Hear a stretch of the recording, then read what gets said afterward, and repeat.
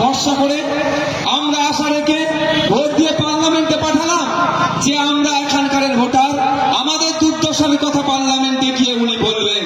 আমাদের দুর্দশার কথা বলা তো দূরের কথা, আমাদের সমস্যাকে সমাধান করা তো দূরের কথা, উপরন্ত তিনি সেখানে গিয়ে উপরাষ্ট্রপতিকে নিয়ে খেললি করতে ব্যস্ত হয়ে গেলেন।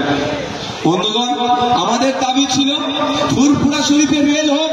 এই রেলের কথা বলার জন্য ফুরফুরা শরীফের মানুষেরা, শ্রীরামপুরের মানুষেরা তাকে পার্লামেন্টে ভোট দিয়ে পাঠালো।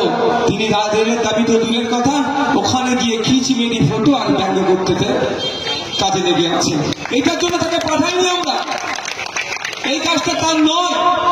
তার কাজ ছিল, আপনারা ফুরফুরা শরীফের মানুষ, আপনাদেরকে জানতে হবে, আপনাদেরকে অনেক জানানো হয়নি, শুধুমাত্র ডানকুনি ফুরফুরা শরীফ রেল লাইনের জন্য এই বরাদ্দ হয়নি। 3টে লাইন ফুরফুরা শরীফকে কাজ করবে।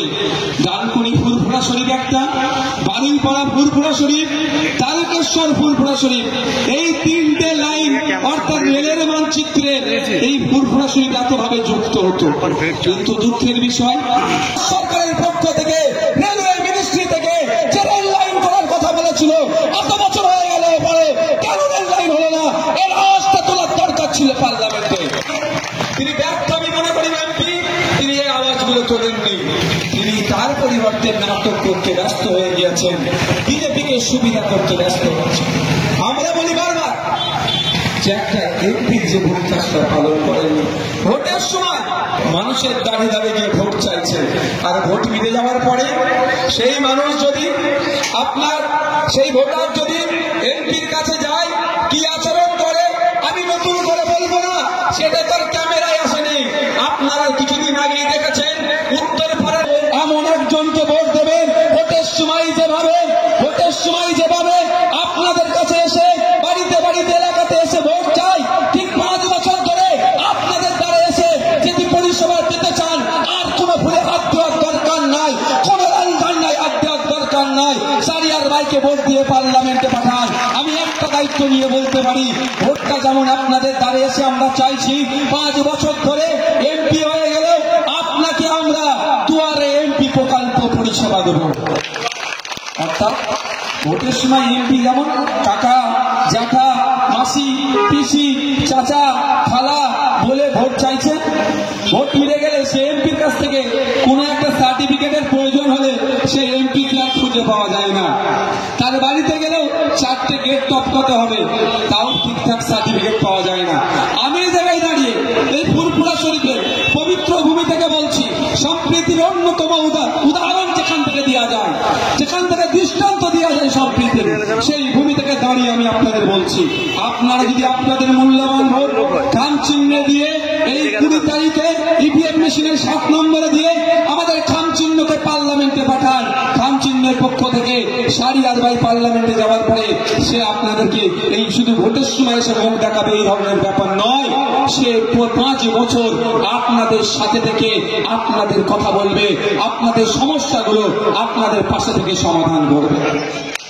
বন্ধুগণ, আমরা গুরুত্বপূর্ণ বিষয় থেকে এড়িয়ে যাই সবসময়। এই যে ভোটাভুটি সিস্টেমটা চলছে, এটা শুধুমাত্র একটা পঞ্চায়েত নির্বাচন নয়।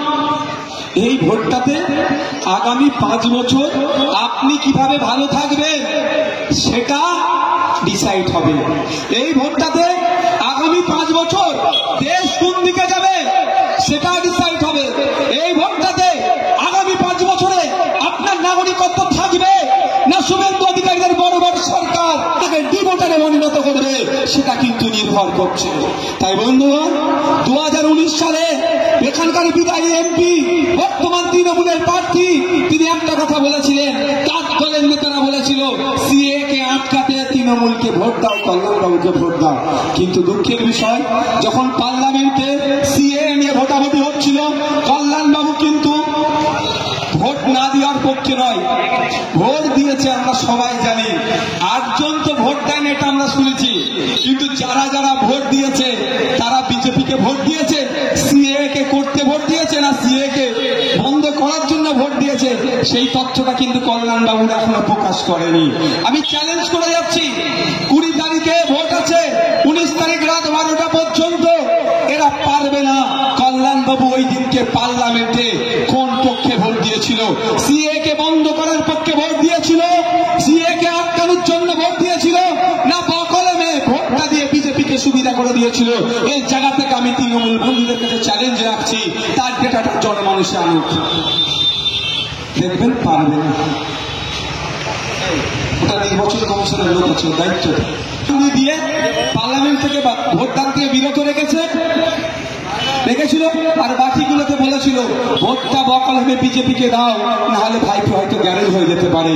তাই কল্যাণবাবু যদি ভোটটা এসিএ এর বিরুদ্ধেই দিয়ে থাকে, তার ডেটাটা অন্তত ফুরফুরা শরীফ এলাকার মানুষের কাছে দেবে।